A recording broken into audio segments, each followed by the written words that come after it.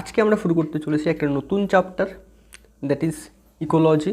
এটা ক্লাস 12-এর একটা চ্যাপ্টার, ক্লাস 12-এর last unit. Actually it is not a chapter, এটা ক্লাস 12-এর লাস্ট ইউনিট, যার মধ্যে তোমার 4টে চ্যাপ্টার রয়েছে।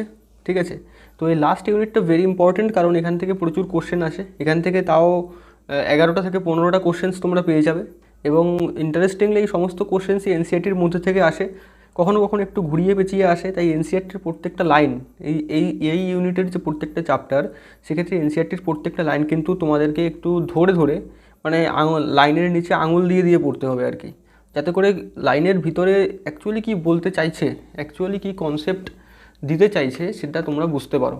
কারণ এই কনসেপ্ট থেকেও কিন্তু অনেক সময় প্রচুর কনসেপচুয়াল কোশ্চেন্সও কিন্তু এই ইউনিট থেকে আসতে পারে। তো যেহেতু এই ইউনিট থেকে এত কোশ্চেন্স আসে, এই ইউনিটের এত বেশি ওয়েটেজ, তাই এটাকে কখনোই নেগলেক্ট করো না। পরিবেশ, হ্যাঁ, ইকোলজি এরকম ভেবে অনেকেই এই ধরনের যে ফিলিংস, ঠিক আছে, পরিবেশ নিয়ে আর কি পড়বো, সবই তো জানি, আশেপাশে এই তো আছে, এই সব ফিলিংস থেকে অনেকে এই চ্যাপ্টারটাকে কী করে নেগলেক্ট করে দেয়, এবং তারপরে গিয়ে কিন্তু খুব পস্তায়। তার কারণ এখান থেকে প্রচুর কোশ্চেন আসে, এবং প্রচুর কোশ্চেন সলভ করতে পারলে প্রচুর নাম্বারও পাওয়া যায়, আর চ্যাপ্টারটা যথেষ্ট ইন্টারেস্টিং। ঠিক আছে, তো আজকে আমরা এই চ্যাপ্টারটা শুরু করবো, মানে এই ইউনিটটা শুরু করবো। এই ইউনিটের ফার্স্ট চ্যাপ্টার অর্গানিজম অ্যান্ড পপুলেশনটা শুরু করবো। তো এই ইউনিট সম্পর্কে যে কোনো কিছু বলার আগে তোমাদের একটা গ্রস আইডিয়া তোমাদের একটা থাকা উচিত অ্যাবাউট দ্য ইকোলজি, মানে হোয়াট ইজ ইকোলজি, ব্যাপারটা কী।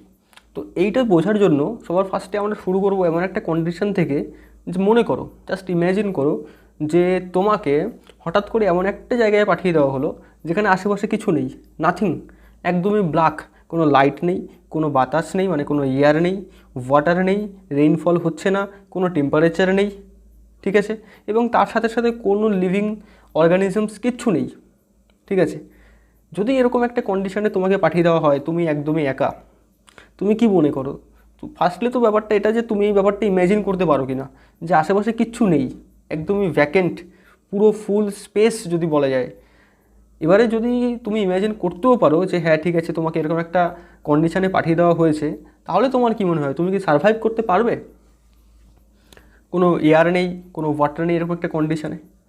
কিছুজন এমন আছে যারা সায়েন্স ফিকশন খুব দেখে, তারা বাদ দিয়ে বাকি সবাই মনে করবে যে না, সে সার্ভাইভ করতে পারবে না। শুধুমাত্র তুমি নয়, যে কোনো অর্গানিজমসই, যে কোনো লিভিং অর্গানিজমসই এরকম কন্ডিশনে সার্ভাইভ করতে পারে না।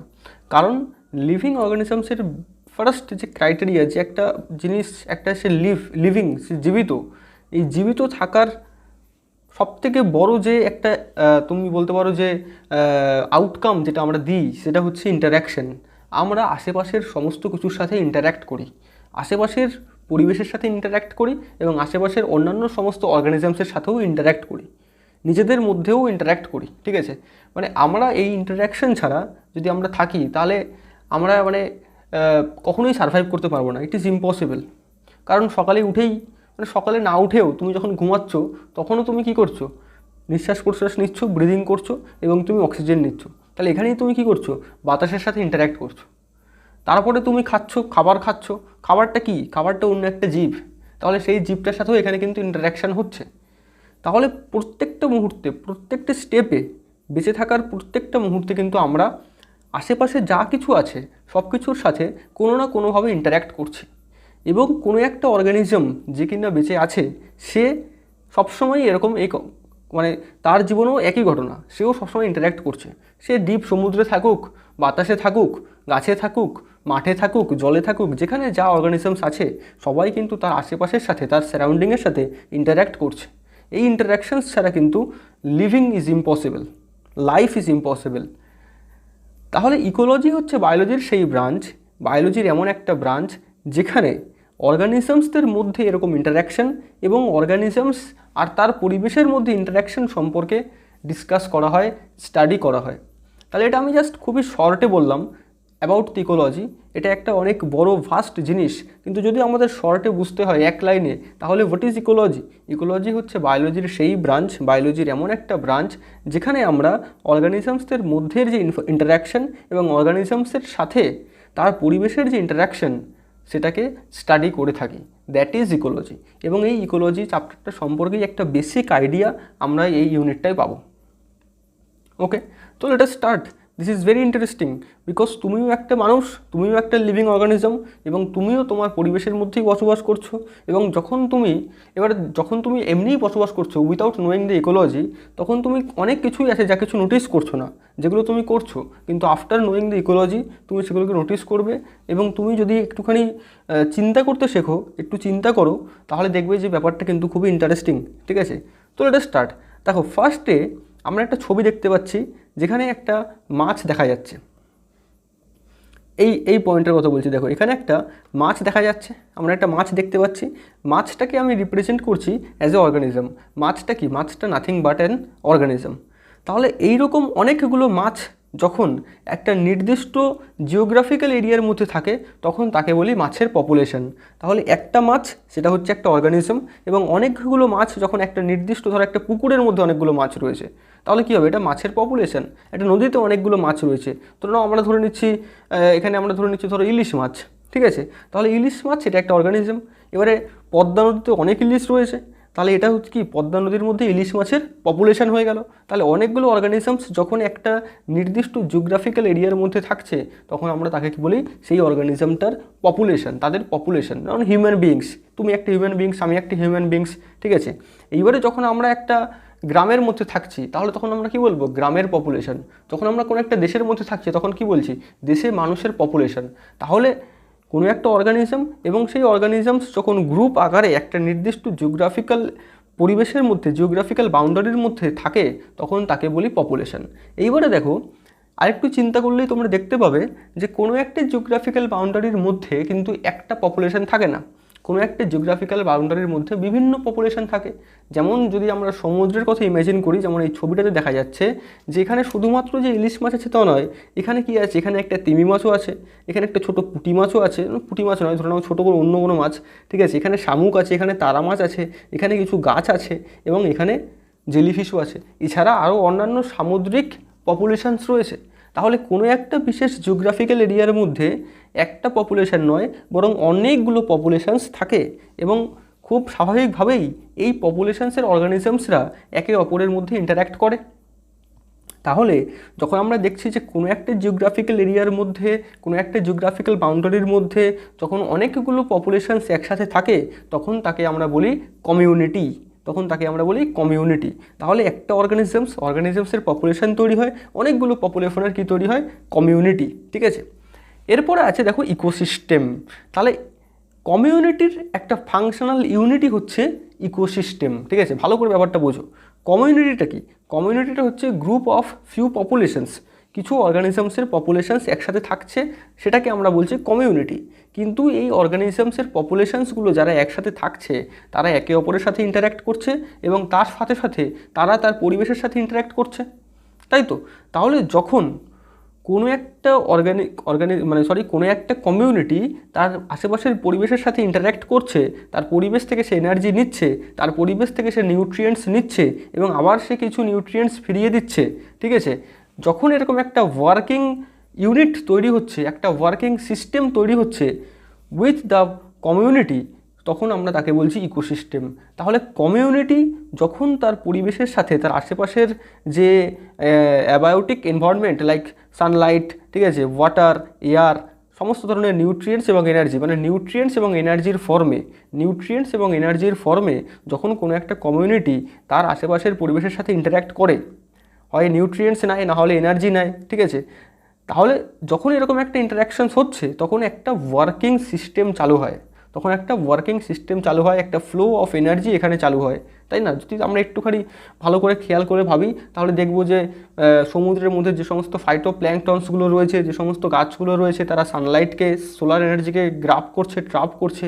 সেই এনার্জি জু প্ল্যাঙ্কটন, তারপরে ছোট মাছ, সেখান থেকে বড় মাছ, সেখান থেকে আরও বড় মাছ, এইভাবে পুরো সমুদ্রের যে কমিউনিটি, একটা নির্দিষ্ট এরিয়ার কথা যদি বলি, তাহলে সেই কমিউনিটির মধ্যে ছড়িয়ে পড়ছে। তাহলে এনার্জির ফ্লো হচ্ছে এখানে, তার মানে এখানে একটা ওয়ার্কিং ইউনিট তৈরি হয়েছে। গাছেরা যে নিউট্রিয়েন্টস মাটি থেকে সংগ্রহ করছে সেই নিউট্রিয়েন্টস এরকম করে করে এই সমস্ত মাছেদের শরীরের মধ্যে, সমস্ত জলজ প্রাণীর শরীরের মধ্যে ছড়িয়ে পড়ছে। তারপরে আবার যখন সেই জলজ প্রাণীরা মারা যাচ্ছে এবং মাটিতে মিশে যাচ্ছে, তখন সেই সমস্ত মৃত প্রাণীর বডিতে থাকা নিউট্রিয়েন্টসগুলো আবার মিশে যাচ্ছে জলের সাথে, মাটির সাথে, সেগুলো আবার রিসাইকেলড হয়ে আবার ফিরে আসছে লিভিং সিস্টেমের মধ্যে। তাহলে এইভাবে একটা ওয়ার্কিং সিস্টেম যেটা তৈরি হয়েছে একটা কমিউনিটি এবং তার পরিবেশের সাথে ইন্টারাকশানের মাধ্যমে, সেই ওয়ার্কিং সিস্টেমটাকে কি বলছে? ইকোসিস্টেম। তাহলে ওয়ার্কিং সিস্টেম যেটা তৈরি হয়েছে দ্যাট ইজ ইকোসিস্টেম। দেখো এখানে লেখা রয়েছে যে ecosystem is formed by interaction of biological communities with its physical environment. তাহলে যখন কোনো একটা বায়োলজিক্যাল কমিউনিটি তার ফিজিক্যাল এনভায়রনমেন্টের মধ্যে ইন্টারাকশানসের মাধ্যমে একটা ওয়ার্কিং সিস্টেম তৈরি করে, যেখানে এনার্জির ফ্লো হয় এবং নিউট্রিয়েন্টসের রিসাইকেল হয়, তখন সেই যে সিস্টেমটা, ওয়ার্কিং সিস্টেমটা, তাকে কি বলে? তাকে বলে ইকোসিস্টেম। তাহলে আমরা অর্গানিজম থেকে শুরু করেছিলাম, তারপরে দেখেছিলাম সেটাকে পপুলেশন কীভাবে তৈরি হচ্ছে, তারপরে দেখলাম কমিউনিটি কীভাবে তৈরি হয়, এবং তারপরে দেখলাম ইকোসিস্টেম কীভাবে তৈরি হয়। বাট ইকোসিস্টেমটা একটা ওয়ার্কিং সিস্টেম, ঠিক আছে? এটাকে আলাদা করে রাখতে হবে, এটাকে সাইডে রাখো। ইকোসিস্টেম হচ্ছে কমিউনিটির working system with its physical environment. Now আমরা কমিউনিটির পরের ধাপে অর্গানাইজেশনটা কীভাবে হয় সেটা দেখব। তাহলে দেখো, কমিউনিটির পরের ধাপে অর্গানাইজেশনটা যেখানে যায় তাকে বলে কি? বায়োম। তাহলে আমরা দেখলাম অনেকগুলো টাইপের পপুলেশন যখন একটা নির্দিষ্ট জিওগ্রাফিক্যাল এরিয়ার মধ্যে থাকছে তখন তাকে বলছি কমিউনিটি। এইবারে এই কমিউনিটি অনেকগুলো হতে পারে, বিভিন্ন কমিউনিটি যখন একটা লার্জ রিজিয়নাল ইউনিটের মধ্যে থাকে, যখন বিভিন্ন কমিউনিটি একটা লার্জ রিজিয়নাল ইউনিটের মধ্যে থাকে, তখন তাকে বলে বায়োম, ঠিক আছে? ফর এক্সাম্পল, তুমি একটা যদি মরুভূমির কথা ভাবো, তাহলে মরুভূমিটা একটা বড় একটা রিজিয়নাল ইউনিট, ঠিক আছে? একটা বড় রিজিয়ন। সেই মরুভূমির মধ্যে ছোট ছোট কিন্তু অনেকগুলো কমিউনিটি থাকে। এবারে দেখো, মরুভূমির কথা যদি আমি বলি, তাহলে মরুভূমিকে বা ডেজার্টকে একটা বায়োম হিসাবে ধরা যায়। বা যদি বলো ট্রপিক্যাল রেইন ফরেস্ট, তাই না? অ্যামাজনের অরণ্যকে কিন্তু একটা বায়োম হিসাবে ধরা যায়। সেখানে কিন্তু অনেক এরকম কমিউনিটি, সেই কমিউনিটির মধ্যে অনেক পপুলেশনস এবং অনেক অর্গানিজমস থাকে। তাহলে biome is nothing but a large regional unit, এবং তার নিজস্ব ক্যারেক্টারিস্টিক, নিজস্ব টাইপের ফনা মানে অ্যানিমেলস গ্রুপ এবং ফ্লোরা মানে প্ল্যান্ট গ্রুপস রয়েছে। তাহলে বায়োম কোনো একটা বড় রিজিওনাল ইউনিট, ঠিক আছে? বায়োম হচ্ছে কোনো একটা বড় রিজিওনাল ইউনিট যার মধ্যে তার নিজস্ব টাইপের ফ্লোরা এবং ফনা দেখতে পাওয়া যায়। অর্থাৎ যদি আমরা দেখি যে ডেজার্ট বায়োমের কথা যদি বলি, মানে মরুভূমির কথা যদি আমরা ভাবি, তাহলে দেখব সেখানকার ফনা, সেখানকার প্রাণীরা জেনারেলি সরীসৃপ টাইপের হচ্ছে, ঠিক আছে? কাঁকড়া, বিছে, সাপ, ঠিক আছে? বিভিন্ন ধরনের ইনসেক্টস, এগুলোকে আমরা সেখানে দেখতে পাবো। আর সেখানকার ফ্লোরায় মানে সেখানকার যে ভেজিটেশন, সেখানকার যে উদ্ভিদ, সেখানে আমরা কি দেখতে পাবো? যে বেশিরভাগ সব ক্যাকটাস, সাকুলেন্টস, ঠিক আছে? তাহলে এই যে একটা আমরা দেখতে পাচ্ছি ডেজার্ট বায়োম, সেখানে তার ক্যারেক্টারিস্টিক ফনা এবং ফ্লোরা রয়েছে। আবার যদি আমি ট্রপিক্যাল রেইন ফরেস্টে চলে যাই, যদি আমি অ্যামাজনের অরণ্যে চলে যাই, অ্যামাজনের অরণ্যে হাঁটতে ঢুকি, তাহলে কি দেখবো? সব লম্বা লম্বা বড় বড় গাছ, তাই না? বড় বড় বিভিন্ন ধরনের সবুজ গাছ, যেগুলো চির সবুজ, খুবই ঘন সবুজ। তার সাথে সাথে আমরা দেখব বিভিন্ন ধরনের রং বেরঙের ইনসেক্টস। তার সাথে সাথে দেখব যে বিভিন্ন ধরনের অন্যান্য অনেক অ্যানিমালস, কিছু স্নেকসও দেখতে পাবো, কিন্তু দেখা যাবে যে সেখানে খুব বেশি রং দেখতে পাওয়া যাচ্ছে, ঠিক আছে? তাহলে বিভিন্ন কালারফুল, বিভিন্ন ভ্যারাইটির ইনসেক্টস, বিভিন্ন ভ্যারাইটির অ্যানিমালস সেখানে আমরা দেখতে পাবো। তাহলে প্রত্যেকটা যে বায়োমসের কথা আমরা দেখছি, প্রত্যেকটা বায়োমসের তার ক্যারেক্টারিস্টিক ফনা এবং ফ্লোরা রয়েছে।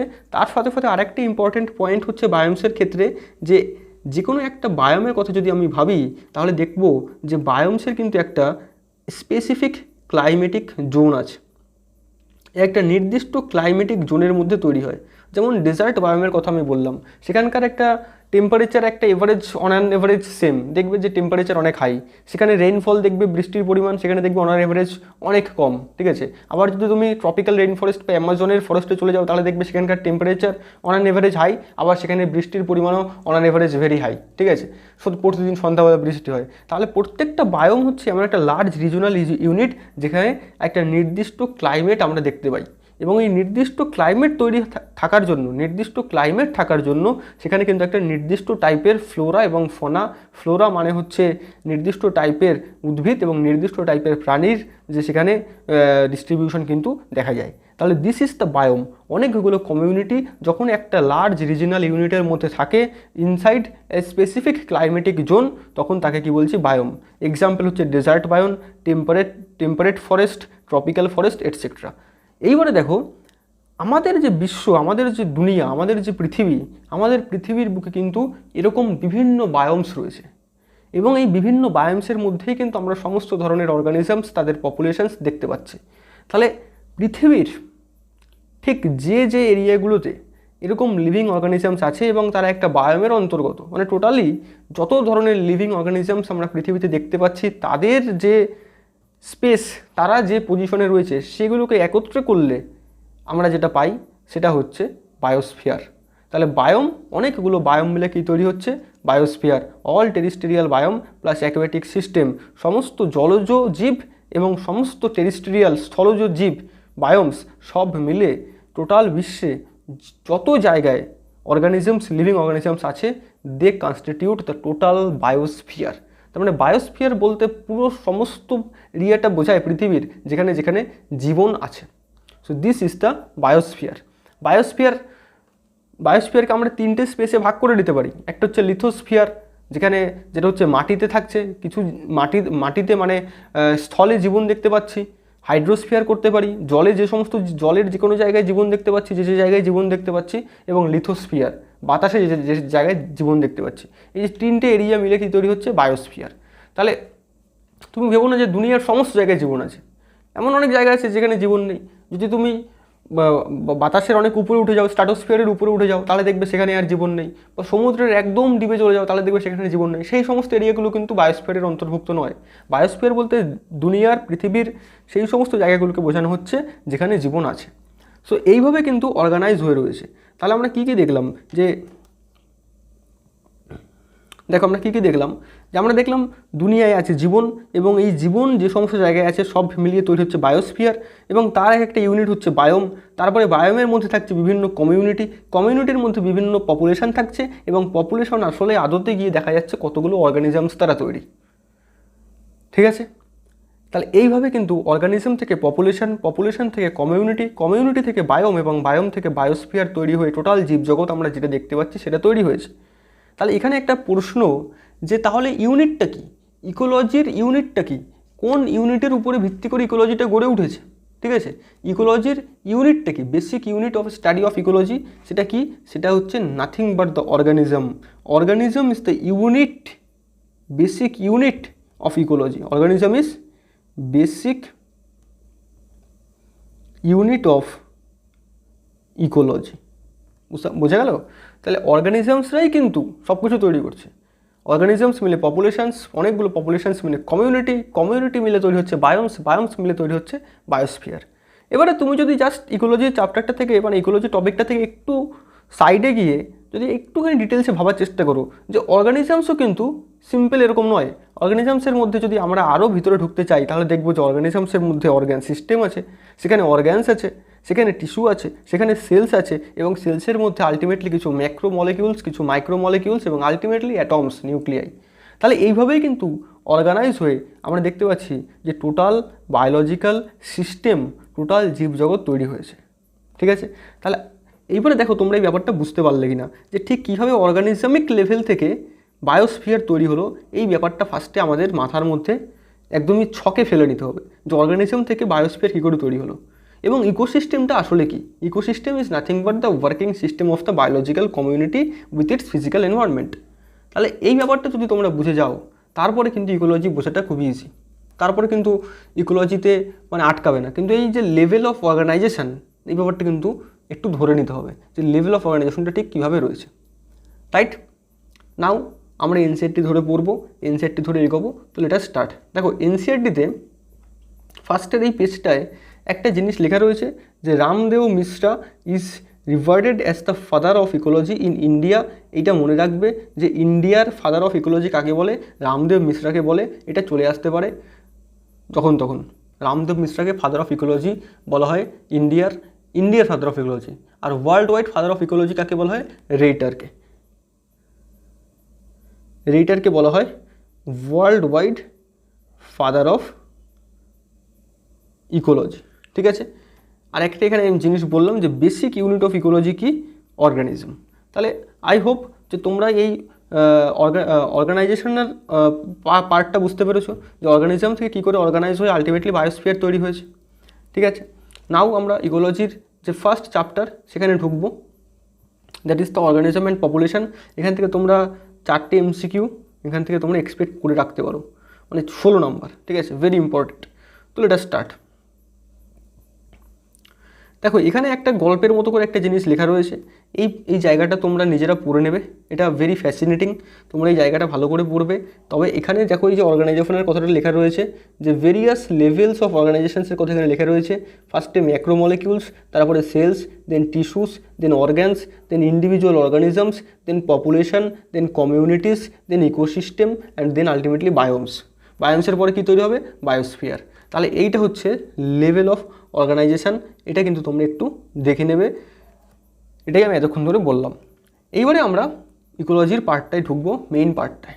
দেখো, you have already learned in previous classes that ecology is a subject. Ecology is a subject, ecology কী করে না, which studies the interaction among organisms and between the organisms and its physical or abiotic environment. তাহলে অর্গানিজমসদের মধ্যে এবং organism ও তার পরিবেশ, abiotic পরিবেশ বা ফিজিক্যাল পরিবেশের মধ্যে যে ইন্টারাকশান, তাকে স্টাডি করা হয় বায়োলজির যে ব্রাঞ্চে, তাকে বলে ইকোলজি। এইবারে নেক্সট পয়েন্টে দেখো কি বলছে, যে ecology is basically concern with 4 level of organization. Ecology generally 4টে বায়োলজিক্যাল অর্গানাইজেশনের লেভেলকে নিয়েই আর কি স্টাডি করে। 4, এই যে কটা বায়োলজিক্যাল অর্গানাইজেশন, কটা বায়োলজিক্যাল অর্গানাইজেশনের লেভেলকে নিয়ে ইকোলজি কনসার্ন, এটা কিন্তু ভেরি ইম্পর্টেন্ট কোশ্চেন, ভালো করে মার্ক করো। 4 লেভেলস অফ বায়োলজিক্যাল অর্গানাইজেশন। তাহলে আমরা এতক্ষণ অবধি বিভিন্ন লেভেলস অফ অর্গানাইজেশন দেখেছি, পপুলেশন, কমিউনিটি, বায়োম, বায়োস্ফিয়ার, এগুলো সব দেখেছি। ইকোলজির মধ্যে যে 4টে বেসিক অর্গানাইজেশন নিয়ে জেনারেলি ডিল করা হয়, সেই 4টে অর্গানাইজেশন কি? ফার্স্ট হচ্ছে organism, which is the basic unit, then অর্গানিজমের পরে আসছে পপুলেশন, দেন আসছে কমিউনিটিস এবং দেন আসছে বায়োমস। এই 4টেই কিন্তু আমি অলরেডি তোমাদেরকে ভালো করে দেখিয়ে দিলাম যে কী করে অর্গানিজম থেকে পপুলেশন, পপুলেশন থেকে কমিউনিটি এবং কমিউনিটি থেকে বায়োম তৈরি হয়।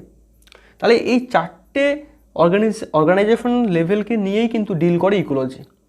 এবং এই চ্যাপ্টারটার নাম কি? Organism and population. আমরা এই চ্যাপ্টারে 4টে লেভেল নয়, বেসিক 2টো লেভেল বা ইনিশিয়াল 2টো লেভেল সম্পর্কে ডিসকাস করব, that is organism and population. ঠিক আছে, এরপরে লেট আস স্টার্ট। দেখো, অর্গানিজম অ্যান্ড ইটস এনভায়রনমেন্ট। দেখো ফার্স্ট কি বলছে, যে ফার্স্ট লাইনটাই একটা কোশ্চেন, ফার্স্ট লাইনটা থেকেই একটা কোশ্চেন আসতে পারে। বলছে ইকোলজি অ্যাট ইটস অর্গানিজমিক লেভেল। যদি আমি শুধু অর্গানিজমিক লেভেল অফ অর্গানাইজেশনের কথা ভাবি, তাহলে সেখানে কী আছে? সেখানে আমার অর্গানিজম আছে, শুধু একটা অর্গানিজম আছে। যেমন আমরা দেখছিলাম একটা ইলিশ মাছ বা একটা মানুষ বা একটা গাছ।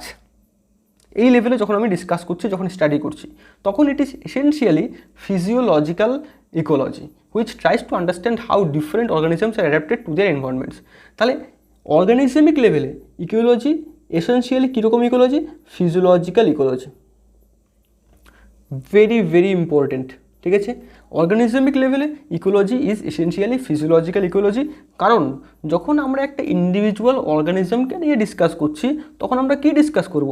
যে এই অর্গানিজমটা তার আশেপাশের পরিবেশের সাথে কীভাবে ইন্টার্যাক্ট করে, এবং আশেপাশের পরিবেশের সাথে ইন্টার্যাক্ট করার ফলে এর নিজের যে বিহেভিয়ার, এর নিজের যে ফিজিওলজিক্যাল প্রসেসেস, এর নিজের যে বডি ফাংশনিং, সেখানে কী ধরনের চেঞ্জেস এসেছে। তাহলে যখনই আমরা একটা অর্গানিজমকে নিয়ে ডিসকাস করতে যাব এবং যখনই আমি এই চেঞ্জেসগুলো নিয়ে ডিসকাস করতে যাব, তখনই আমি ফিজিওলজিক্যাল ইকোলজির মধ্যে ঢুকে যাব।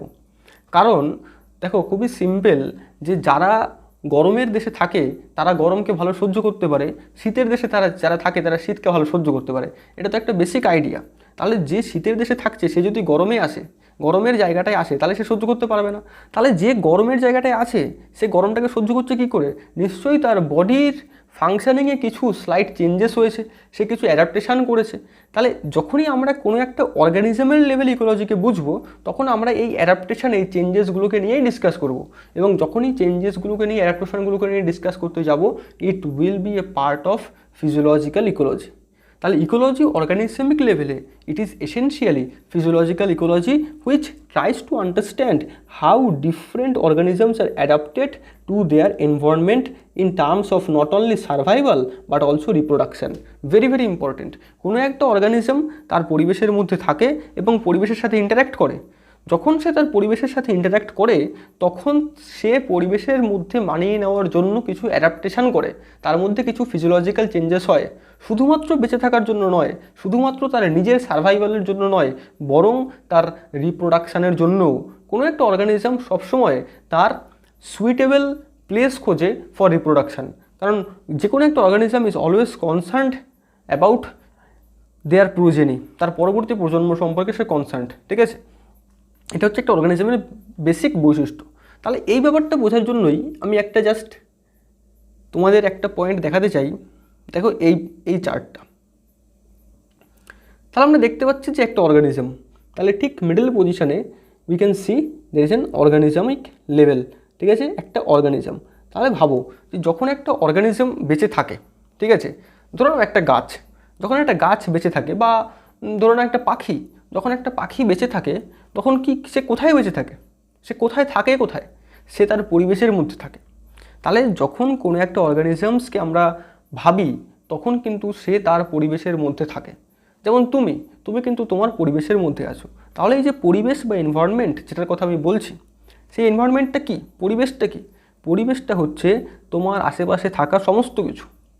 যে এরিয়াটায় তুমি আছো, যে জায়গাটায় তুমি আছো, সেটাই হচ্ছে টোটাল তোমার পরিবেশ। এই পরিবেশের দুটো পার্ট হতে পারে, একটা হতে পারে অ্যাবায়োটিক ফ্যাক্টরস অফ এনভায়রনমেন্ট, আর একটা হতে পারে বায়োটিক ফ্যাক্টরস অফ এনভায়রনমেন্ট। এবার তোমাকে কিন্তু ফার্স্টে এটা ভাবতে হবে যে যখন তুমি পরিবেশের মধ্যে থাকো তখন কিন্তু তুমি পরিবেশের মধ্যে চুপচাপ বসে থাকো না, মানে কোনো অ্যাকশান ছাড়া তুমি জাস্ট পরিবেশের মধ্যে ইউজলেসভাবে থাকো না। তুমি যখনই পরিবেশের মধ্যে থাকো তখনই তুমি পরিবেশের সাথে কিছু না কিছুভাবে ইন্টার্যাক্ট করো, এবং যখন তুমি পরিবেশের সাথে ইন্টার্যাক্ট করো তখন সেই পরিবেশের সাথে ইন্টার্যাক্ট করার ফলে তোমার মধ্যেও কিন্তু কিছু না কিছু চেঞ্জেস হয়। তাহলে সেটা প্রত্যেকটা অর্গানিজমের ক্ষেত্রেই সত্যি। ঠিক আছে, তাহলে কোনো একটা অর্গানিজম তার পরিবেশের মধ্যে থাকে, কোনো একটা অর্গানিজমসকে ঘিরে রয়েছে তার পরিবেশ, এবং এই পরিবেশের সাথেই কিন্তু সে অলওয়েজ ইন্টার্যাক্ট করে, এবং এই ইন্টারাকশানের ফলে তার মধ্যেও কিছু চেঞ্জেস আসে। ফার্স্ট পয়েন্টটা এটা ভালো করে বুঝো। তাহলে অর্গানিজমস তার পরিবেশের মধ্যে থাকে। এবার এই পরিবেশের মধ্যে দু ধরনের ফ্যাক্টরস থাকে, একটা হচ্ছে অ্যাবায়োটিক ফ্যাক্টরস, যার মধ্যে কোনো জীবন নেই, জড়ো। ঠিক আছে, আরেকটা হচ্ছে বায়োটিক ফ্যাক্টরস, যেটা হচ্ছে যার মধ্যে হচ্ছে জীবন আছে। তাহলে firstly late us talk about the abiotic factors. কোনো একটা অর্গানিজমস যখন তার পরিবেশের মধ্যে থাকে তখন তার চারপাশে কিছু অ্যাবায়োটিক ফ্যাক্টরস থাকে। তাহলে পরিবেশের একটা পার্ট কি? Abiotic factors. অ্যাবায়োটিক মানে এমন কিছু ফ্যাক্টরস যেখানে জীবন নেই, জড়ো ফ্যাক্টরস। ফার্স্ট অ্যাবায়োটিক ফ্যাক্টর হচ্ছে ক্লাইমেটিক, ঠিক আছে, জলবায়ু ঘটিত। সেকেন্ড অ্যাবায়োটিক ফ্যাক্টর হচ্ছে ট্রোপোগ্রাফিক, এবং থার্ড অ্যাবায়োটিক ফ্যাক্টর হচ্ছে ইডাফিক। তো আমি এক এক করে বলবো।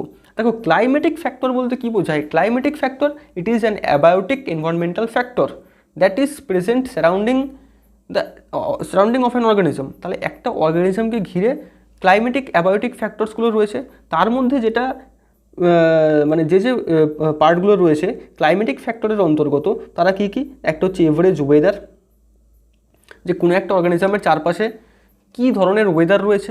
ওয়েদার বলতে আমরা কি বুঝি? কোনো একটা যদি আমরা বলি যে এখানকার আজকের ওয়েদার কেমন, তাহলে তুমি সবার ফার্স্টে কী দেখবে? টেম্পারেচার, তাই না? তাহলে ক্লাইমেটিক ফ্যাক্টরের একটা ইম্পর্টেন্ট পার্ট হচ্ছে কি? টেম্পারেচার। তার সাথে আরেকটি ইম্পর্টেন্ট পার্ট কি?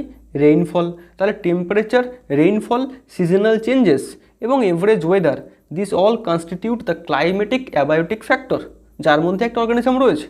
এবং এই অর্গানিজমসটা কিন্তু এই ক্লাইমেটিক ফ্যাক্টরের সাথে ইন্টারাক্ট করার মাধ্যমে নিজের মধ্যেও চেঞ্জেস আনে। যেমন আমি ফার্স্টেই বলছিলাম যে মরুভূমিতে যে সমস্ত গাছগুলো রয়েছে তারা কীরকম ওয়েদারের মধ্যে রয়েছে? হট ওয়েদার, প্রচুর তাপমাত্রা, এবং রেইনফল কেমন? ভেরি লো, খুবই কম রেইনফল। সেই জন্য জলের পরিমাণও খুবই কম। তাদের জলের চাহিদা অনেক বেশি কিন্তু সাপ্লাই অতটা নেই। সেই জন্য জলকে স্টোর করার জন্য তাদের পাতা কাটায় পরিণত হয়েছে। তার মানে কি? তাদের মধ্যে একটা ফিজিওলজিক্যাল চেঞ্জেস এসছে, তাদের বডির একটা চেঞ্জেস হয়েছে, তাই না? আবার আমরা যখন দেখব যে সমস্ত মানুষেরা পাহাড়ে থাকে, পাহাড়ের স্থায়ী বাসিন্দা, তারা পাহাড়ে তোমার যে ঠান্ডা, পাহাড়ের যে শীত, পাহাড়ের যে চিরকালীন লো টেম্পারেচার, সেই টেম্পারেচারের সাথে কিন্তু অ্যাডাপ্টেড হয়ে গেছে। তাদের বডিতে যে হিট তৈরি হয় সেটা আমাদের তুলনায় বেশি, তাই না? তাহলে এই যে ক্লাইমেটিক ফ্যাক্টরসের উপরে ডিপেন্ড করে ক্লাইমেটের সাথে ইন্টারাক্ট করতে গিয়ে অর্গানিজমসরা কিন্তু নিজেদের মধ্যে ক্লাইমেটের সাথে মানিয়ে নেওয়ার বা ক্লাইমেটের সাথে ফাইট করার মতো কিছু তোমার চেঞ্জেস, কিছু ফিজিওলজিক্যাল চেঞ্জেস তৈরি করেছে। তো ফার্স্ট অ্যাবায়োটিক ফ্যাক্টরটা কী গেল? Climatic factor. সেকেন্ড অ্যাবায়োটিক ফ্যাক্টরটা হচ্ছে topographic factor. It represent actually the geography of the area. Topography মানে কি? জিওগ্রাফি অফ দ্য এরিয়া, মানে কোনো একটা অর্গানিজম সে ঠিক কীরকম ধরনের জিওগ্রাফি থাকে। সে সমতল ভূমিতে থাকে, সে কি নদীর পাশে থাকে, নাকি সে কি পাহাড়ে থাকে? পাহাড়ে থাকলে পাহাড়ের কোন ঢালে থাকে? যে ঢালে সূর্যের আলো পড়ে সেই ঢালে থাকে, নাকি যে ঢালে সূর্যের আলো পড়ে না সেই ঢালে থাকে? তাহলে এইগুলো যে একটা অর্গানিজম যখন সে বসবাস করছে, সে কী ধরনের জিওগ্রাফির মধ্যে থাকছে, তার মানে সেটাই হচ্ছে তার টোপোগ্রাফিক ফ্যাক্টর। এবং টোপোগ্রাফিক ফ্যাক্টরের সাথেও কিন্তু সে সবসময় ইন্টারাক্ট করছে, এবং তার ফলেও কিন্তু তার মধ্যে বিভিন্ন ধরনের চেঞ্জেস হচ্ছে। তুমি পাহাড়ি গাছ এবং সমতলীয় গাছ দেখলেই বুঝতে পেরে যাবে যে পাহাড়ের গাছ যেহেতু সে পাহাড়ে আছে, তাই তার অনেক কিছু চেঞ্জেস দেখতে পাওয়া যায়, তার ক্যারেক্টারিস্টিক্স পুরো ডিফারেন্ট। এবং সমতলের যে গাছ, তার ক্যারেক্টারিস্টিক্স পুরোপুরি ডিফারেন্ট। বোঝা গেল? তারপরে দেখো যেটা দেখা যাচ্ছে third factor, that is the edaphic factor. Edaphic factor is nothing but the soil factor, যে মাটি কেমন। তাহলে আমরা দেখলাম যে পরিবেশ কেমন, মানে ক্লাইমেট কেমন, জলবায়ু কেমন, জলবায়ুর মধ্যে টেম্পারেচার, রেইনফল, উইন্ড, হিউমিডিটি সব পড়ে যায়। তারপরে দেখলাম টোপোগ্রাফিক ফ্যাক্টর, যে জিওগ্রাফিটা কেমন এরিয়ার। এবং তারপরে যেটা third factor, that is the soil factor, যে কোনো একটা অর্গানিজমস যেখানে বসবাস করছে সেখানকার মাটি কেমন। বিশেষ করে যদি উদ্ভিদের কথা ভাবি তাহলে এটা একটা ভেরি ইম্পর্টেন্ট ফ্যাক্টর, বিকজ দেখা যাচ্ছে যে যেখানে মাটি ধরো বালি মাটি, যেখানকার মাটি বালি জাতীয়, সেখানকার অর্গানিজমস এক ধরনের অ্যাডাপ্টেশন করেছে। যেখানকার মাটি আবার এঁটেল কাদালো টাইপের, সেখানকার অর্গানিজমস আরেক ধরনের অ্যাডাপ্টেশন করেছে। তাহলে কোনো একটা অর্গানিজমস তার যে ফিজিক্যাল এনভায়রনমেন্ট বা অ্যাবায়োটিক এনভায়রনমেন্টের মধ্যে থাকে, সেই এনভায়রনমেন্টের তিনটে মেজর ফ্যাক্টর রয়েছে। একটা হচ্ছে ক্লাইমেটিক, সেকেন্ড হচ্ছে টোপোগ্রাফিক, এবং থার্ড হচ্ছে ইডাফিক ফ্যাক্টর। তাছাড়া আরেকটা ফ্যাক্টর কোনো একটা এনভায়রনমেন্টের মধ্যে থাকে, সেটা হচ্ছে তার বায়োটিক ফ্যাক্টর। তাহলে অর্গানিজমস শুধুমাত্র যে এই জড়ো ফ্যাক্টরসগুলোর সাথে, নির্জীব ফ্যাক্টরসগুলোর সাথে ইন্টারাক্ট করে তা নয়। কোনো একটা অর্গানিজমস যে শুধু তার মাটির সাথে, শুধু তার ক্লাইমেটের সাথে ইন্টারাক্ট করে তা নয়। অর্গানিজমস কিন্তু তার চারপাশে থাকা অন্যান্য যত অর্গানিজমস আছে, অন্যান্য বিভিন্ন আলাদা আলাদা স্পেসিসের যে অর্গানিজমস আছে, তাদের সাথেও ইন্টারাক্ট করছে। তাহলে এই কোনো একটা অর্গানিজমসকে ঘিরে থাকা আলাদা আলাদা অন্যান্য সমস্ত অর্গানিজমসের স্পেসিস, এদেরকে একত্রে কী বলছি? Biotic factor. যেমন মানুষ হিসাবে যদি তুমি তোমার কথা ভাবো, তাহলে তুমিও কিন্তু রোজ অনেকগুলো অর্গানিজমের সাথে ইন্টারাক্ট করো। প্রচুর ব্যাকটেরিয়া কিন্তু তোমার ইন্টেস্টাইনের মধ্যে রয়েছে, তোমার চারপাশে রয়েছে, তারাও কিন্তু এক ধরনের অর্গানিজমস, ভুলে গেলে চলবে না। তারা কিন্তু সব এক ধরনের বায়োটিক ফ্যাক্টরস টু ইউ। তাহলে কোনো একটা অর্গানিজমস তার পরিবেশের মধ্যে থাকে এবং তার পরিবেশের সাথে ইন্টারাক্ট করে। এবং যখন আমরা অর্গানিজমিক লেভেলে ইকোলজিকে বুঝবো, তখন এই অর্গানিজমস এবং তার চারপাশের থাকা পরিবেশের সাথেই, পরিবেশের ব্যাপারে কিন্তু আমাদের ধারণা তৈরি করতে হবে। ওকে, এই ব্যাপারে তোমাদের যেটা বলার, ঠিক আছে? আচ্ছা, এখানে দুটো জিনিস একটুখানি নোট করে নাও। ফার্স্ট পয়েন্ট হচ্ছে মাইক্রো ক্লাইমেট কাকে বলে, এবং তারপর হচ্ছে বিভিন্ন ক্লাইমেটিক জোনস। ক্লাইমেটের কথা বলতে গিয়ে এটা এখানে চলে আসে। তো মাইক্রো ক্লাইমেট হচ্ছে যে ছোট ক্লাইমেট, মানে present the climatic condition that prevail at a local scale, মানে কোনো একটা অর্গানিজমসের আশেপাশের যে ক্লাইমেট, সেটাকেই বলছি মাইক্রো ক্লাইমেট। ঠিক আছে? Immediate surrounding of plants and animals, that is called the micro climate. আর ক্লাইমেটিক জোনস, টোটাল আমাদের যে বিশ্ব, টোটাল আমাদের যে আর্থ, সেখানে 4টে ক্লাইমেটিক জোন দেখতে পাওয়া যায়। ফার্স্ট হচ্ছে ট্রপিক্যাল, যেটা বিষুবরেখা থেকে 20 ডিগ্রি ল্যাটিটিউড উত্তর বা দক্ষিণ বরাবর থাকে, 0 to 20 ডিগ্রি। বিষুবরেখা তোমরা নিশ্চয়ই জানো, আই থিঙ্ক নিরক্ষরেখা যাকে বলে। ঠিক মিডল বরাবর, মিডল হরাইজন্টাল লাইন পৃথিবীর, তাকে বলে 0 ডিগ্রি ল্যাটিটিউড বিষুবরেখা বা নিরক্ষরেখা। ঠিক আছে?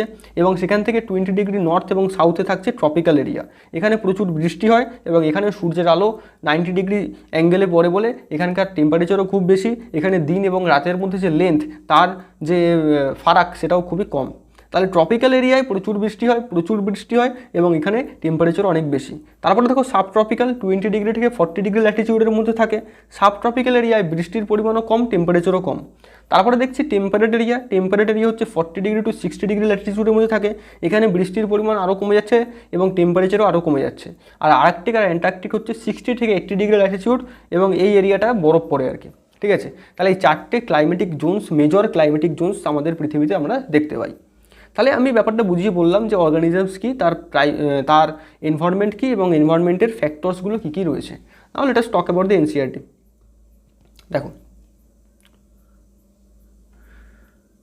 you may have learned in earlier classes how the rotation of our planet around the sun and tilt of its axis causes annual variations in intensity and duration of temperature resulting in distinct seasons.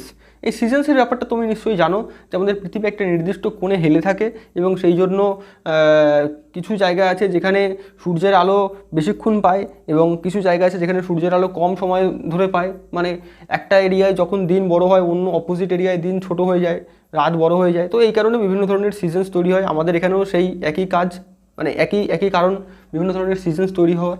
তো this variations together with annual variations in precipitation. দেখো, এখানে যেমন আমরা দেখতে পাচ্ছি যে সানলাইটের যে falling, Sunlight কতক্ষণ ধরে পাচ্ছি, কীভাবে পাচ্ছি, 90 ডিগ্রি অ্যাঙ্গেলে পাচ্ছি নাকি তির্যকভাবে পাচ্ছি, সেটার উপরে ডিপেন্ড করছে।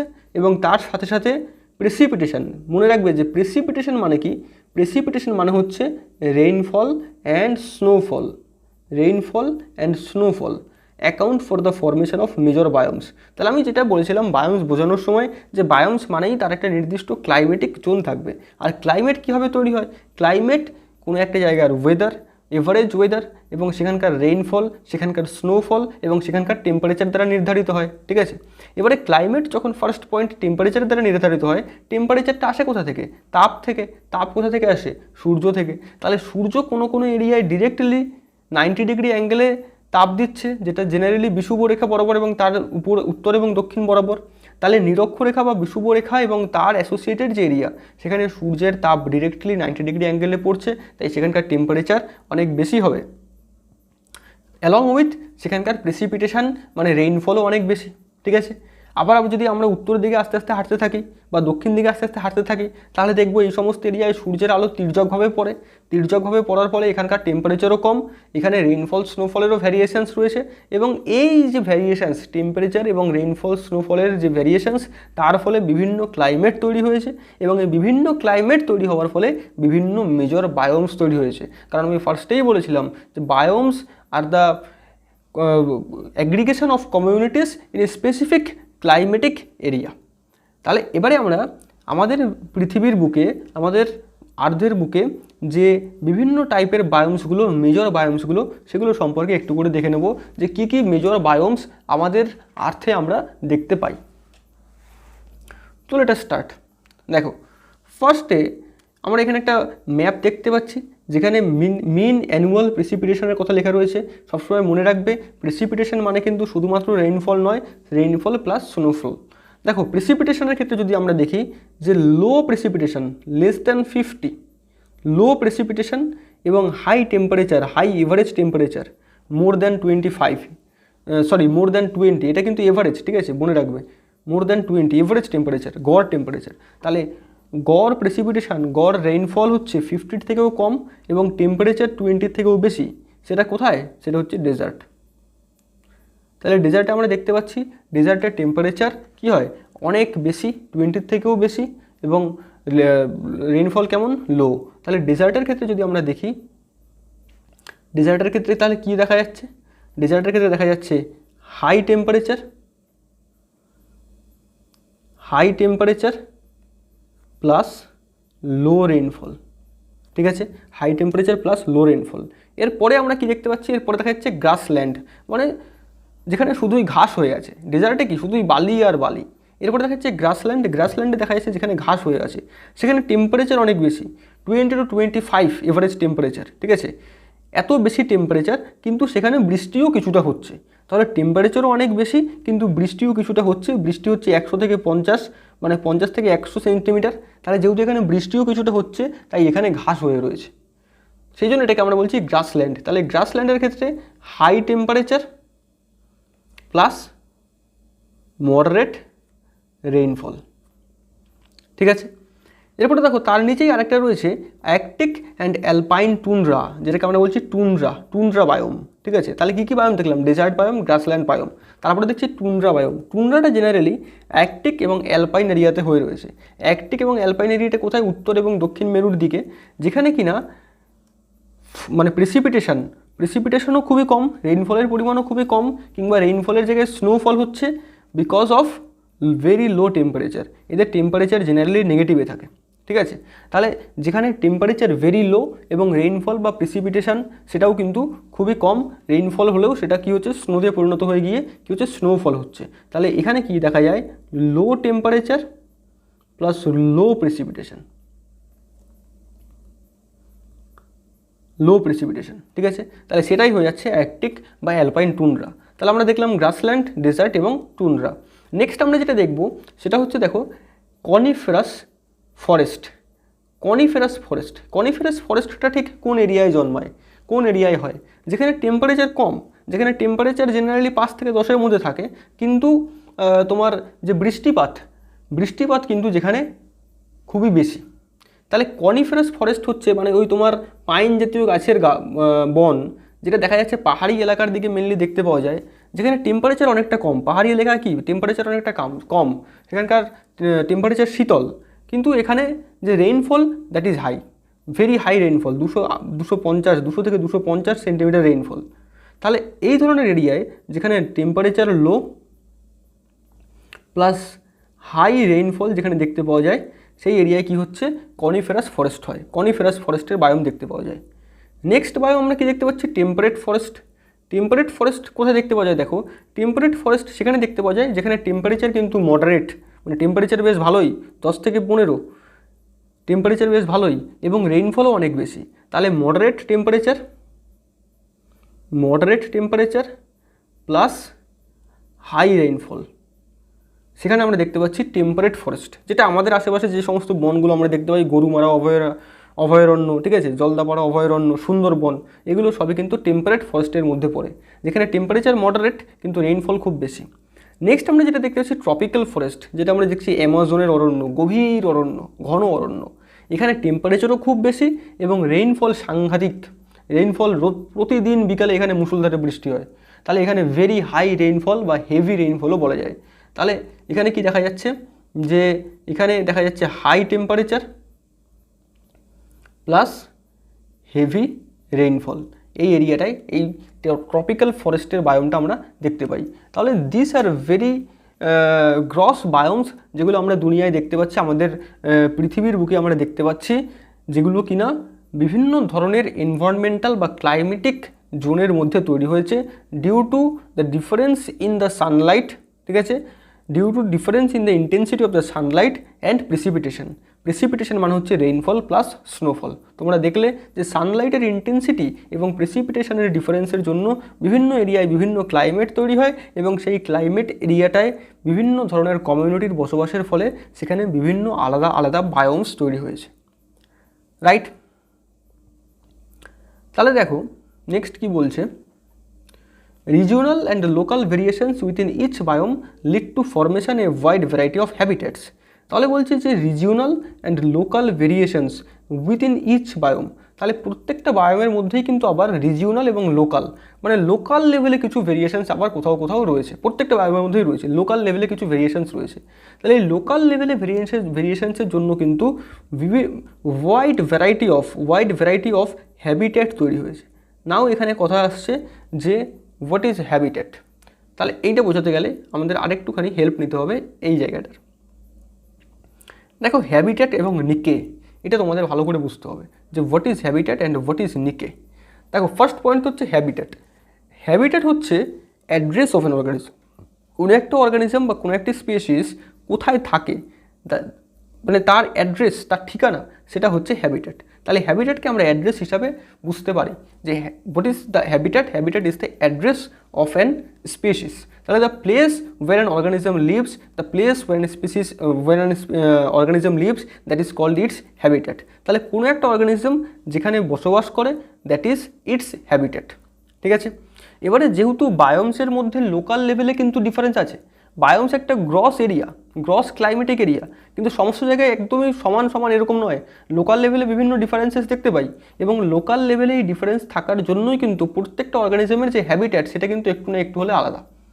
তাহলে প্রত্যেকটা অর্গানিজম যে এরিয়ায় রয়েছে দ্যাট ইজ ইটস হ্যাবিট্যাট, ঠিক আছে। তাহলে it is specific environmental condition. তোমরা বলতে পারো তাহলে দাদা এটা তো একই বায়োমের মধ্যে থাকছে, তাহলে এদের স্পেসিফিক এনভায়রনমেন্টাল কন্ডিশন কেন? বায়োমের মধ্যে একই থাকলেও, একই ক্লাইমেটিক জোনের মধ্যে থাকলেও এটা একটা ওয়াইড রেঞ্জ, তাই না? ক্লাইমেট বলতে, জলবায়ু বলতে আমরা একটা ওয়াইড ব্যাপার বুঝি, একটা ব্রডার অ্যাসপেক্টে যদি আমরা ভাবি তখন আমরা ভাববো যে জলবায়ু, কিন্তু জলবায়ুর প্রতি যদি আমরা ঢুকি তাহলে বিভিন্ন এরিয়ায় বিভিন্ন ধরনের টেম্পারেচার, বিভিন্ন এরিয়ায় বিভিন্ন ধরনের রেইনফল দেখতে পাওয়া যায়। তাহলে এই যে লোকাল চেঞ্জেস, লোকাল যে আমরা দেখতে পাচ্ছি বৈচিত্র্য, সেই জন্য এনভায়রনমেন্টাল কন্ডিশনও কিন্তু আলাদা আলাদা।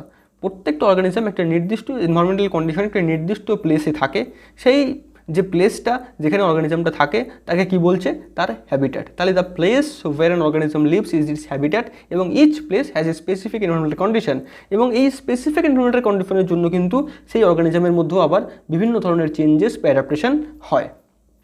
তাহলে আমরা দেখলাম what is an habitat, what is the habitat of an organism. এবারে দেখো হোয়াট ইজ দ্য ইকোলজিক্যাল নিকে।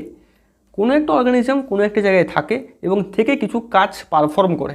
তাহলে কোনো একটা অর্গানিজম যখন কোনো একটা জায়গায় থাকছে সেই জায়গাটাকে বলছে তার হ্যাবিট্যাট, এবং কোনো একটা কাজ পারফর্ম করার ফলে যে সে একটা ফাংশনাল ইউনিট তৈরি করছে সেটাকে কি বলছি? নিকে। তাহলে প্রফেশন অফ অ্যান অর্গানিজম, কোনো একটা অর্গানিজমের যে প্রফেশন সেইটা হচ্ছে তার ইকোলজিক্যাল নিকে। ভেরি ভেরি ইম্পর্টেন্ট, ভালো করে ব্যাপারটা বুঝতে হবে যে কোনো একটা অর্গানিজম, ধরুন একটা মাছ, সে জলে থাকে, একটা নদীতে থাকে, কিন্তু সে নদীতে তো একা একা থাকে এবং কিছু করে না এমন তো নয়, সে অন্য একটা মাছকে খায়, তাই না? সে অন্য একটা গাছকে খায়, তাকে আবার অন্য একটা মাছ খায়, মানে সে অন্য একটা মাছের খাদ্য, ঠিক আছে? তাহলে এইভাবে সে কিন্তু ইন্টারাকশান করছে, এবং ইন্টারাকশানের মাধ্যমে সে কিন্তু একটা রোল প্লে করছে। ওই জায়গাটায় থেকে সে একটা নির্দিষ্ট রোল প্লে করছে, তার একটা নির্দিষ্ট কাজ আছে। তাহলে এই যে কাজটা, এই যে রোলটা সে প্লে করছে, দ্যাট ইজ ইটস নিকে। তাহলে কোনো একটা অর্গানিজম যখন কোনো একটা হ্যাবিটেটের মধ্যে থেকে একটা নির্দিষ্ট রোল প্লে করে তখন তাকে কী বলে? তার ইকোলজিক্যাল নিকে। তাহলে ইকোলজিক্যাল নিকের মধ্যে থাকছে রেঞ্জ অফ কন্ডিশন, একটা বিশেষ কতগুলো কন্ডিশনের মধ্যে সে থাকে, এবং সেই কন্ডিশনের মধ্যে সে যা যা রিসোর্স সে পায়, রিসোর্স ইন দ্য সেন্স যে সে অ্যাবায়োটিক রিসোর্স যা যা পাচ্ছে, বাতাস যা পাচ্ছে, সানলাইট যা পাচ্ছে সেগুলোকে ইউজ করছে, বায়োটিক রিসোর্স খাবার হিসাবে সে যা খাচ্ছে সেটাও অ্যাজ এ রিসোর্স হিসাবে সে ব্যবহার করছে। তাহলে সেই সমস্ত রিসোর্সকে সে কীভাবে ইউটিলাইজ করছে এবং সে কী ফাংশনাল রোল প্লে করছে কোনো একটা হ্যাবিটেটে, দ্যাট ডিটারমাইন্স ইটস নিকে, ঠিক আছে? তাহলে কোনো একটা অর্গানিজম তার হ্যাবিটেটের মধ্যে থেকে যে ফাংশনাল রোল প্লে করে, যে প্রফেশনাল রোল প্লে করে, দ্যাট ইজ ইটস নিকে। এইবারে দেখো নিকে দু ধরনের হয়, একটা হচ্ছে স্প্যাশিয়াল নিকে এবং একটা হচ্ছে ট্রফিক নিকে। জাস্ট লিখে রাখো এটা, স্প্যাশিয়াল নিকে এবং ট্রফিক নিকে, এই দু ধরনের নিকে দেখতে পাওয়া যায়। এইবারে দেখো এখানে একটা রুল আছে, কি বলছে যে ইচ স্পেসিস হ্যাজ ডিস্টিংক্ট নিকে, প্রত্যেকটা প্রজাতির একটা নির্দিষ্ট নিকে রয়েছে, এবং এটা বলছে যে কখনোই দুটো স্পেসিসের নিকে সেম হতে পারে না। এটাকে তোমরা নিচও বলে থাকো অনেকে, তাহলে নিকে বা নিচ যা ইচ্ছা বলতে পারো। তাহলে each species has distinct niche এবং no two species are believed to occupy the same niche, কোনো দুটো species same ecological niche occupy করে থাকতে পারে না। এটা আমরা কোথা থেকে বলতে পারি? গস নামে একজন সায়েন্টিস্ট, সে একটা প্রিন্সিপাল দিয়েছিল, সেই প্রিন্সিপালটাকে বলা হয় প্রিন্সিপাল অফ কম্পিটিটিভ এক্সক্লুশন। এই প্রিন্সিপালটা কি বলছে যে দুটো আলাদা স্পেসিসের অর্গানিজম যখন একটা সেম নিকে অকুপাই করে থাকে, তার মানে তারা একটা সেম হ্যাবিটেটে থাকছে এবং সেম ফাংশনাল রোল প্লে করছে, যখন তারা এটা করে তখন তাদের মধ্যে একটা স্ট্রং কম্পিটিশান হয়, ঠিক আছে? মানে যদি একটা সিম্পল রোলের কথা ভাবো, যে ধরে নাও দুটো অর্গানিজম এ এবং অর্গানিজম বি, তারা একটাই প্লেসে থাকে, তাহলে জায়গা নিয়েই তো মারামারি বাঁধবে, যে কে থাকবে, আমি থাকবো না তুমি থাকবে, এবং তারা যদি একই খাবার খায় তাহলে খাবার নিয়েও মারামারি বাঁধবে। তাহলে যখন কোনো একটা সিঙ্গেল নিকে কোনো দুটো স্পেসিস থাকে, ঠিক আছে, দুটো স্পেসিস যদি কোনো একটা সিঙ্গেল নিকেকে শেয়ার করতে চায় তখন it will not be happening. কারণ এখানে কি দেখা যাচ্ছে যে যখন দুটো স্পেসিস একটা সিঙ্গেল নিকেকে শেয়ার করতে চায় বা দুটো স্পেসিস একটা সেম নিকে থেকে বিলং করে, তখন তাদের মধ্যে স্ট্রং কম্পিটিশান তৈরি হয়, এবং স্ট্রং কম্পিটিশানের ফলে কি হয়, একটা স্পেসিস জিতে যায় এবং আরেকটা স্পেসিস হেরে যায় এবং সে অবলুপ্ত হয়ে যায়, কি বলে এটাকে, এক্সটিংক্ট হয়ে যায়। ঠিক আছে। তাহলে সেই জন্যই বলছে যে গস সেই জন্যই বলছে যে কোনো দুটো স্পেসিস সেম নিকে অকুপাই করে থাকতে পারে না, প্রত্যেকটি স্পেসিসের তার নির্দিষ্ট ডিস্টিংক্ট নিকে আছে। So this part is very very important, এটা ভালো করে বোঝার চেষ্টা করো। দেখো এই পার্টটা যদি তোমরা না বোঝো তাহলে এটা আমাকে বলবে, এটা আমি আবার বুঝিয়ে দেবো।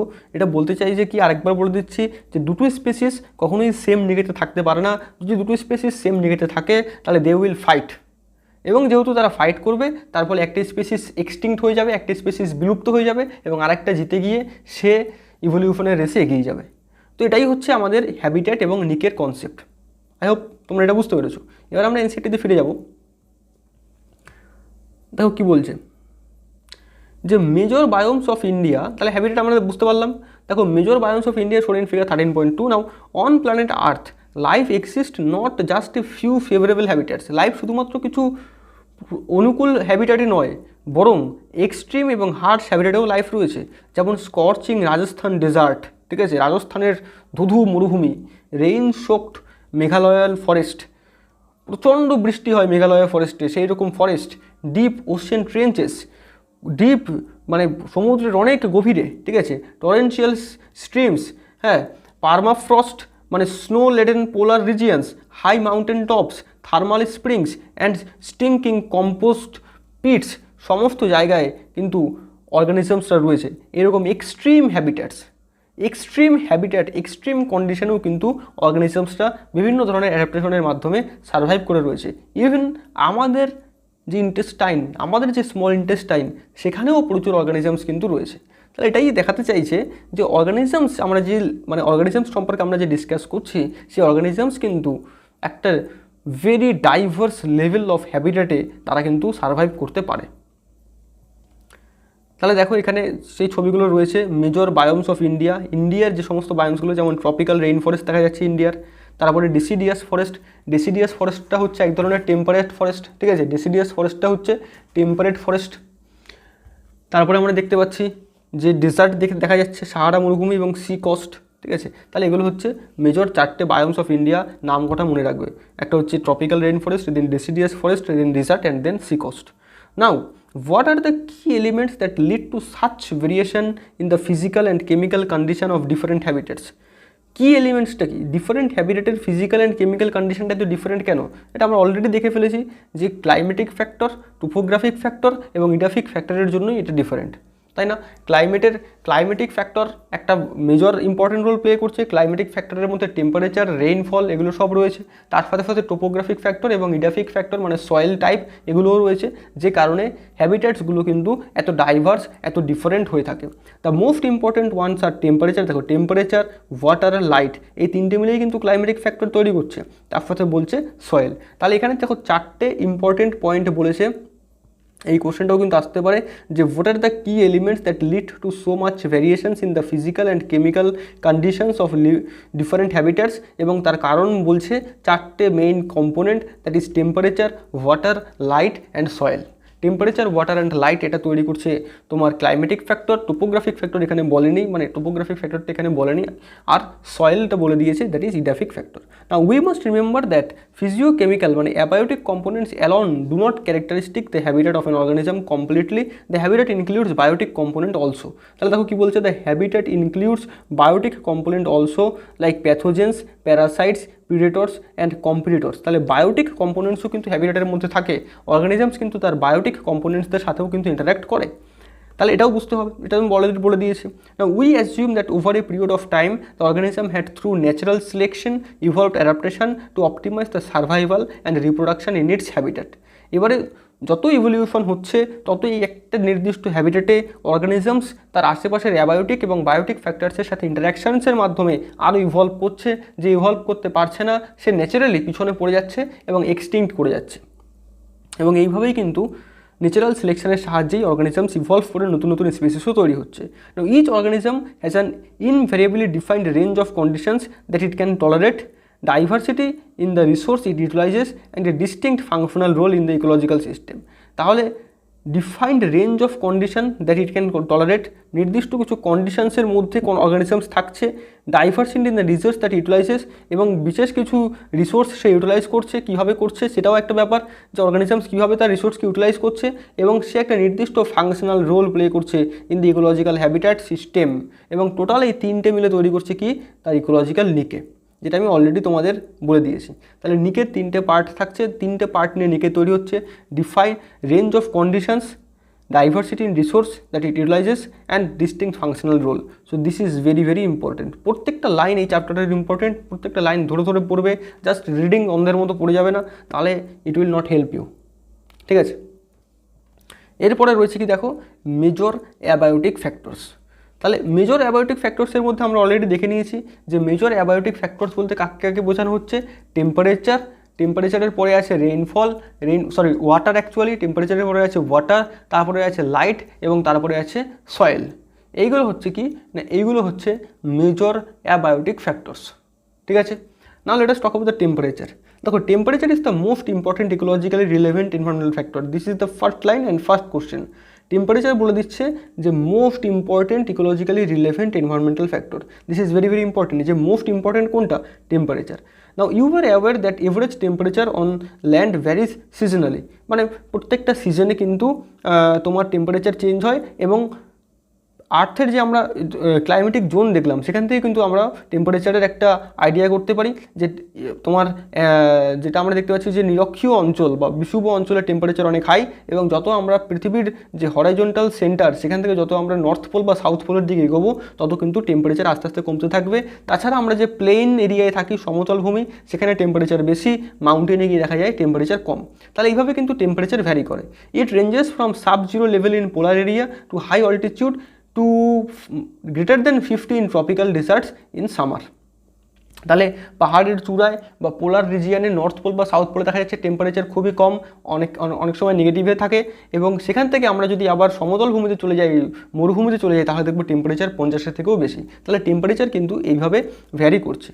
নেক্সট পয়েন্ট কী বলছে দেখো, there are however unique habitats such as thermal springs. এবার কিছু এমন হ্যাবিট্যাট রয়েছে, যেমন ধরো থার্মাল স্প্রিংস বা ডিপ সি হাইড্রোথার্মাল ভেন্টস। এই সমস্ত জায়গায় থার্মাল স্প্রিংস এবং ডিপ সি হাইড্রোথার্মাল ভেন্টস মানে উষ্ণ প্রস্রবণ, ঠিক আছে, যেখানে মাটির তলা থেকে গরম জল বেরোয়, সেখানে রেফারেন্স টেম্পারেচার কিন্তু মোর দ্যান 100 ডিগ্রি সেন্টিগ্রেড হতে পারে, কারণ এখানে মাটির তলা থেকে গরম জল বেরোচ্ছে, তো এখানকার টেম্পারেচার কিন্তু 100 ডিগ্রির থেকেও বেশি হয়ে যেতে পারে।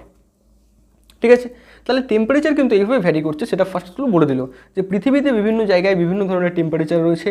সমতলে এক ধরনের টেম্পারেচার, পাহাড়ের চূড়ায় এক ধরনের টেম্পারেচার, নিরক্ষীয় অঞ্চলে বেশি টেম্পারেচার, তোমার মেরু অঞ্চলে চলে গেলে দেখা যাচ্ছে টেম্পারেচার কমে যাচ্ছে, তাই না?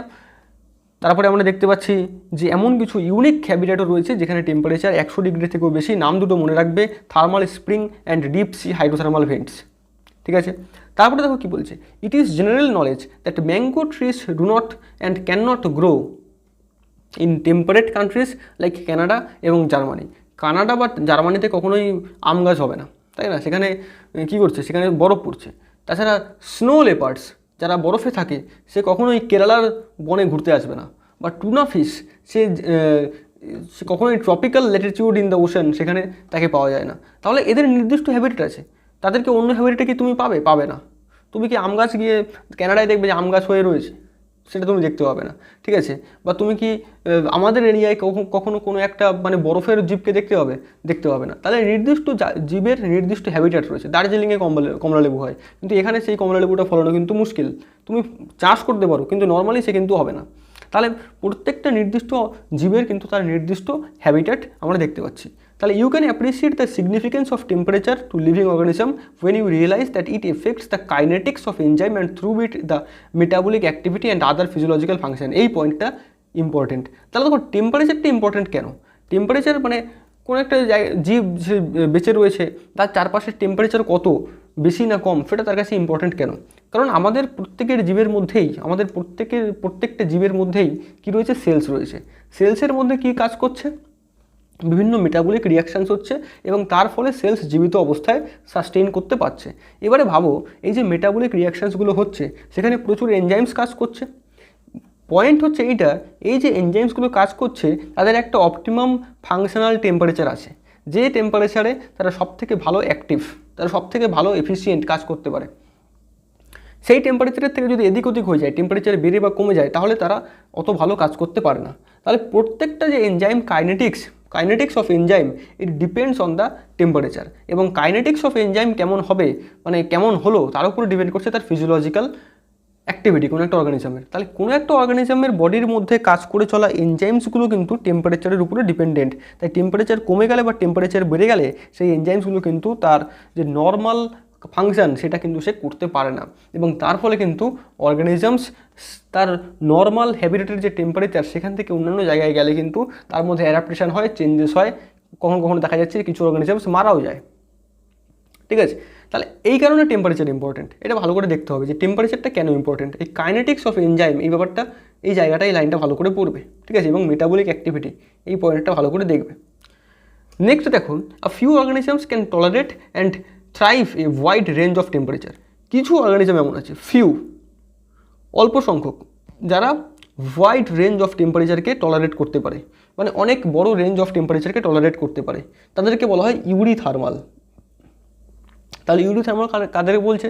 যারা ওয়াইড রেঞ্জকে টলারেট করতে পারে, যেমন হিউম্যান বিংস যারা ওয়াইড রেঞ্জকে টলারেট করতে পারে। এমন অনেক হিউম্যান বিংস যারা নর্থ পোল বা সাউথ পোলে রয়েছে, অনেক হিউম্যান বিংস আছে যারা ডেজার্টে রয়েছে, ডেজার্ট এরিয়ায় বসবাস করছে। তাহলে হিউম্যান বিংস একটা ওয়াইড রেঞ্জ অফ টেম্পারেচারকে টলারেট করতে পারে, এদেরকে বলে ইউরিথার্মাল। কিন্তু ভাস্ট মেজরিটি, ম্যাক্সিমাম যে অর্গানিজমস আমরা দেখতে পাই, maximum organisms they are restricted to a narrow range of temperature. তার একটা ন্যারো রেঞ্জ অফ টেম্পারেচারে রেস্ট্রিক্টেড, সেই টেম্পারেচারের থেকে টেম্পারেচারের দিক ওদিক হয়ে গেলে সেই অর্গানিজমসটা মারা যাবে। এবং সেই জন্যই পৃথিবীর তাপমাত্রা এত বাড়ছে দেখে, মানে বাড়তে দেখে সায়েন্টিস্টরা খুব বেশি চিন্তিত। মানুষও তো সার্ভাইভ করে যাবে, কিন্তু মানুষের বেঁচে থাকার জন্য প্রয়োজনীয় তার আশেপাশের যে সমস্ত জীব, তারা কিন্তু এই ওয়াইড রেঞ্জ অফ টেম্পারেচারের মধ্যে সার্ভাইভ করতে পারে না। তাদের বেঁচে থাকার জন্য একটা ন্যারো রেঞ্জ অফ টেম্পারেচার দরকার, এবং সেই টেম্পারেচার যদি চেঞ্জ হয়ে যায়, তারা সবাই একেবারে এক্সটিংক্ট হয়ে যাবে, সবাই মারা যাবে। তাহলে যে সমস্ত অর্গানিজমস একটা ওয়াইড রেঞ্জ অফ টেম্পারেচারে বেঁচে থাকতে পারে, সাস্টেন করতে পারে, তাদেরকে বলে ইউরিথার্মাল। যারা ন্যারো রেঞ্জ অফ টেম্পারেচারে সাস্টেন করতে পারে, তাদেরকে বলে স্টিনোথার্মাল। তাহলে স্টিনোথার্মাল কাদেরকে বলে, ইউরিথার্মাল কাদেরকে বলে, এটা কিন্তু ইম্পর্টেন্ট। কারা স্টিনোথার্মাল, কারা ইউরিথার্মাল। তারপরে দেখো, the levels of thermal tolerance of different species determine to a large extent their geographical distribution. তাহলে কে কোন ধরনের জিওগ্রাফিক্যাল এরিয়ায় আছে তার উপরে ডিপেন্ড করে আমরা বলতে পারি যে তারা কতটা টেম্পারেচার টলারেট করতে পারে। যেমন হিউম্যান বিংসের কথা যদি আমরা ভাবি, তাহলে এরা বিভিন্ন জিওগ্রাফিক্যাল এরিয়ায় থাকতে পারে। তারা পাহাড়ে থাকতে পারে, তারা নর্থ পোল সাউথ পোলে থাকতে পারে, তারা আবার ধূসর মরুভূমিতে প্রচণ্ড হাই টেম্পারেচার, যেমন আমরা দেখতে পাচ্ছি যে অ্যারাবিয়ান কান্ট্রিজ, গলফ কান্ট্রিজ, সে সমস্ত জায়গায়ও কিন্তু হিউম্যান বিংস ডিস্ট্রিবিউটেড। তাহলে যারা ওয়াইড রেঞ্জ অফ টেম্পারেচারকে সার্ভাইভ করতে পারে, ওয়াইড রেঞ্জ অফ টেম্পারেচারকে সহ্য করতে পারে, তারা কিন্তু বিভিন্ন এরিয়ায় ডিস্ট্রিবিউটেড, একটা ওয়াইড রেঞ্জে কিন্তু তারা ডিস্ট্রিবিউটেড। আর যারা ন্যারো রেঞ্জের মধ্যে সার্ভাইভ করে, তারা কিন্তু ন্যারো এরিয়ার মধ্যেই ডিস্ট্রিবিউটেড। এই ব্যাপারটা ভালো করে দেখতে হবে, একটু ভেবে দেখবে এটা, যে ইউরিথার্মাল প্রাণীরা কিন্তু সমস্ত বিশ্ব জুড়ে ডিস্ট্রিবিউটেড, তারা বিভিন্ন বিশ্বের কোনায় কোনায় থাকতে পারে। কিন্তু স্টিনোথার্মালরা কিন্তু তারা ঠিক যে হ্যাবিটেটে থাকে সেই হ্যাবিটেটের মধ্যেই ডিস্ট্রিবিউটেড, তারা কিন্তু সমস্ত এরিয়ার মধ্যে ডিস্ট্রিবিউটেড নয়। বলছে কি বলছে দেখো, in recent years there has been growing concern about the gradually increasing average global temperature. দেখো, gradually increasing average global temperature, total বিশ্বের টেম্পারেচার কিন্তু আস্তে আস্তে আস্তে আস্তে বাড়ছে। এবং এই বৃদ্ধির জন্য কী হচ্ছে, যারা স্টিনোথার্মাল অ্যানিমালস, তারা একটা ন্যারো রেঞ্জ অফ টেম্পারেচারকে সহ্য করতে পারে, তারা এই বৃদ্ধির জন্য কিন্তু তারা সবাই মারা যাবে, সবাই এক্সটিংক্ট হয়ে যাবে, এবং তার ফলে একটা কিন্তু ইমব্যালেন্স তৈরি হবে এনভায়রনমেন্টের মধ্যে। সেই জন্য কিন্তু it is a great concern to the scientist that আর্থের টেম্পারেচার গ্র্যাজুয়ালি কিন্তু বাড়ছে। ঠিক আছে, তাহলে temperature it is the most important abiotic factor that actually effect an organism. ঠিক আছে, তাহলে আজকে টেম্পারেচার অবধি থাক। এর পরের যে ক্লাস, সেখানে আমরা পরবর্তী যে সমস্ত অ্যাবায়োটিক ফ্যাক্টরসগুলো রয়েছে, like water and then light, soils, এগুলো সম্পর্কে ডিসকাস করব। তো তোমরা দেখো যে ফার্স্ট নিউ চ্যাপ্টারটা, এই চ্যাপ্টারটা তোমাদের কেমন লাগলো, তোমরা ব্যবহারগুলো বুঝতে পারলে কি না। ঠিক আছে, এবং তোমরা যদি বুঝতে না পারো অবশ্যই আমাকে বলবে। ঠিক আছে, কোনো ধরনের হেজিটেশন ছাড়া। তাহলে আজকে এই অবধি। ঠিক আছে, টাটা।